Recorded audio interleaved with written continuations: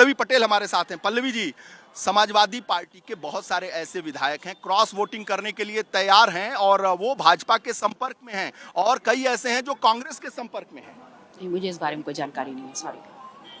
आप तो समाजवादी पार्टी की विधायिका भी हैं, आपने सही कहा कि जानकारी नहीं है, लेकिन एक पार्टी की आप अध्यक्ष भी हैं और कमान भी संभाल रही हैं। राहुल गांधी के साथ आपने अभी मंच शेयर किया, तो ये जो उठापटक चल रहा है, आपने भी राज्यसभा चुनाव में जिस तरीके से अखिलेश यादव ने कैंडिडेट दिए, यानी रंजन और बच्चन को दिया, उस पर आपत्ति जाहिर की थी, तो कुछ अच्छा चल नहीं रहा है क्या?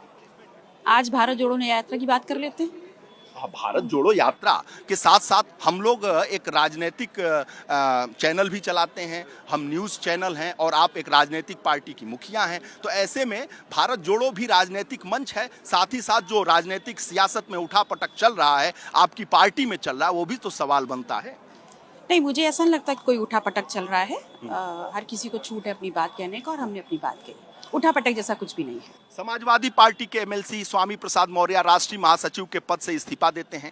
पल्लवी पटेल जो समाजवादी पार्टी से विधायिका हैं, वो अखिलेश यादव से कहती हैं कि वो पीडीए को भूल गए हैं, पीडी सबको भूल गए हैं और ए भी भूल गए हैं, और वो रंजन और बच्चन एक्ट्रेस और बाबू को टिकट देते हैं। साफ नाराजगी जाहिर करती हैं। एबीपी न्यूज और मुझसे बात करने में पल्लवी पटेल कोई कोताही नहीं बरतती हैं। तो पल्लवी जी, समाजवादी पार्टी में कुछ तो गलत चल रहा है। सब बात कर तो चुके, अब नया क्या है? नया ये है कि टूटन है, वहां पर बहुत सारे ऐसे विधायक हैं, जब आपने बोला उससे उत्साहित होकर, यानी अंदर कुछ चल रहा था, इस वजह से वो कुछ ऐसा करने वाले हैं। मुझे लगता है इस सवाल का सही जवाब राष्ट्रीय नेतृत्व से अगर आप पूछेंगे तो ज्यादा बेहतर तरीके से बता पाएंगे। मैं मानता हूं कि पल्लवी पटेल एक मुखर वक्ता हैं, वो लाभ हानि का कोई परवाह नहीं करती हैं और वो जमीनी नेता हैं। ऐसे में पल्लवी पटेल को अगर एबीपी न्यूज का दर्शक देख रहा है तो वो ये जानता है कि पल्लवी पटेल आएं बाएं की बात नहीं करती हैं, स्ट्रेट फॉरवर्ड बात करती हैं। और पल्लवी पटेल को मैं माइक लगाऊंगा तो मैं चाहूंगा कि दर्शकों की जो मनसा है वो स्पष्ट हो, उनको उनकी जो भूख है वो शांत हो कि आखिर समाजवादी पार्टी में हो क्या रहा है। पल्लवी पटेल मुखर वक्ता हो सकती है, लेकिन समाजवादी पार्टी का नेतृत्व नहीं है।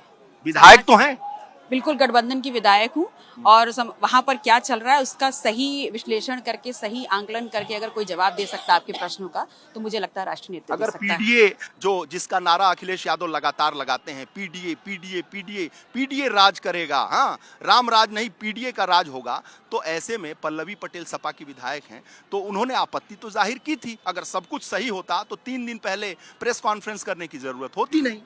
परिवार में हक तो सबको होता है अपनी बात कहने का, मैंने भी अपना कहा, और मैं पुनः ये दावा करती हूँ कि पीडीए ही राज करेगा। परिवार में बात करने का हक सबको है, लेकिन सार्वजनिक मंच पर नहीं। परिवार की बातें परिवार में ही होती हैं, चौके की बातें चौके में होती हैं, चबूतरे पर नहीं। अभी आपने खुद ही कहा कि एबीपी पल्लवी पटेल का अपना मंच है, तो मैंने भी तो वही बात अपने परिवार में ही कही। जी, ये बहुत बहुत धन्यवाद। आप एबीपी न्यूज को अपना मानती हैं, हम भी आपको मानते हैं, इसीलिए हम चाहते हैं कि जो समाजवादी पार्टी में हलचल है वो इस मंच से साझा करें। कोई हलचल नहीं है, सब ठीक है, सब कुशल मंगल है, सब कुशल मंगल है। बहुत बहुत धन्यवाद।